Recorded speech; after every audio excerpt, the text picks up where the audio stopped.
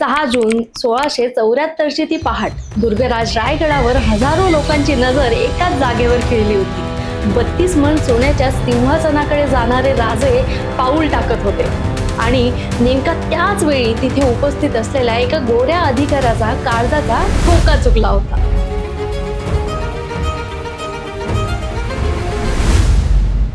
हा अधिकारी म्हणजे राजापूरच्या वखारीतून आलेला इंग्रज वकील हेनरी ऑक्झेंडन। त्याने आपल्या डायरीत लिहून ठेवलंय की जेव्हा शिवाजी महाराज त्या सिंहासनावर बसले तेव्हा त्यांचं रूप अत्यंत भव्य आणि वैभवशाली दिसत होतं। विचार करा, ज्या व्यक्तिमत्वाला मुघल वर्षानुवर्ष फक्त बंडखोर समजत होते त्या राजाच्या दरबारात आज इंग्रज लोटांगण घालत होते। पण मित्रांनो, हा सोहळा फक्त एका दिवसाचा नव्हता। या राज्याभिषेकाच्या मागे सलग 7 ते 8 दिवस असे काही विधी आणि प्रसंग घडत होते, ज्याने रायगडाचा कण आणि कण इतिहास बनला। आता तुम्हाला प्रश्न पडला असेल की त्या दिवसात रायगडावर नेमकं असं काय घडलं होतं आणि हा इंग्रज अधिकारी तिथे नेमकी कोणती स्वार्थी मागणी घेऊन आला होता। हे सगळं आपण समजून घेणारच आहोत, पण त्याआधी आत्ताच आपल्या पेजला फॉलो करून ठेवा। नमस्कार, मी अश्विनी। तर मित्रांनो, ही गोष्ट फक्त एका सोहळ्याची नव्हती, तर तो एक आंतरराष्ट्रीय लढा होता। तोपर्यंत मुघल आणि आदिलशाहीच्या नजरेत महाराज एक शक्तिशाली राज्यकर्ते नक्कीच होते, पण एक स्वतंत्र आणि सार्वभौम राजा म्हणून त्यांना अधिकृत मान्यता मिळाली नव्हती।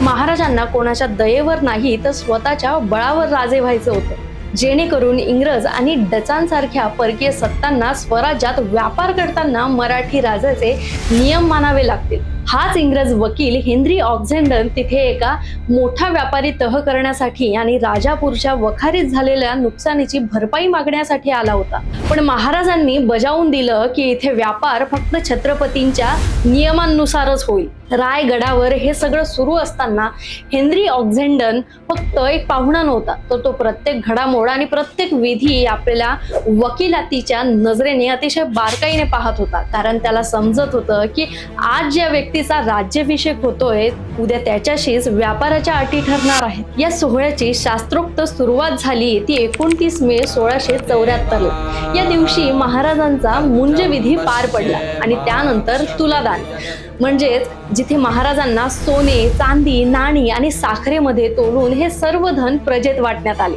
जेणेकरून स्वराज्याचा राजा प्रजेसाठी सर्वस्व अर्पण करायला तयार आहे हा सुंदर संदेश गेला। त्यानंतर 30 मे ला महाराजांचा पुन्हा वैदिक पद्धतीने विवाह लागला, ज्यामध्ये सोयराबाई साहेबांना पट्ट राणी म्हणजे स्वराज्याची मुख्य राणी म्हणून अधिकृत स्थान मिळाले। 31 मे आणि 1 जूनला राज्याभिषेक शांततेत आणि निर्विघ्नपणे पार पाडण्यासाठी विशेष पूजा आणि यज्ञ करण्यात आले। 2 जूनला असा कोणताही शुभ मुहूर्त नसल्याने त्या दिवशी सर्व विधींना विश्रांती होती। 3 जूनला राज्याभिषेकाचा पूर्वतयारी म्हणून एक विशेष यज्ञ झाला आणि 4 जूनच्या मध्यरात्री संकट आणि वाईट शक्तींचा नाश करण्यासाठी एक कडक तांत्रिक यज्ञ करण्यात आला, ज्यामध्ये विशिष्ट आहुती देऊन महाराजांनी शुद्ध मनाने स्नानाचा विधी पूर्ण केला। हेनरी ऑक्झेंडन आपल्या डायरीत लिहितो की राज्याभिषेकाच्या आधीचे सर्व विधी किती शिस्तीत आणि कडक नियमांनी चालले होते। हे पाहून परकीय अधिकारी देखील अचंबित झाले होते आणि मग तो सुवर्ण क्षण जवळ आला।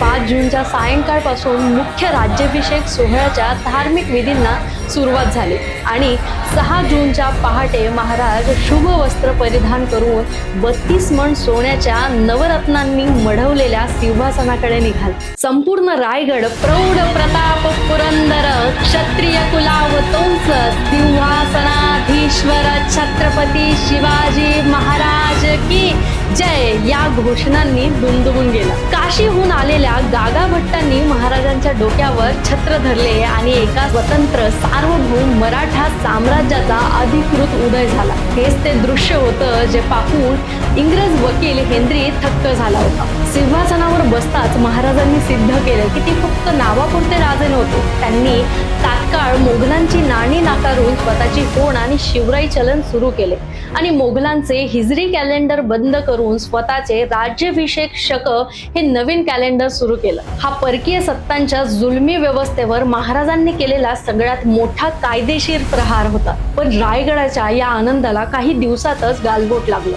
राज्याभिषेकानंतर अवघ्या 11 दिवसांनी म्हणजे 17 जूनला मातोश्री जिजाऊ साहेबांचे निधन झाले. या दुःखाच्या सावटात आणि राज्यात निर्माण झालेल्या काही धार्मिक वादांना शांत करण्यासाठी 24 सप्टेंबर 1674 रोजी निश्चलपुरी गोसावी यांच्या मार्गदर्शनाखाली तांत्रिक पद्धतीने महाराजांचा दुसरा राज्याभिषेक करण्यात आला. म्हणजे एकाच वर्षात रायगडाने 2 वेगवेगळ्या पद्धतीने झालेला राज्याभिषेक सोहळे पाहिले. हा महाराजांचा दूरदर्शीपणा होता, ज्यातून त्यांनी सर्व प्रवाहांना एकत्र आणले.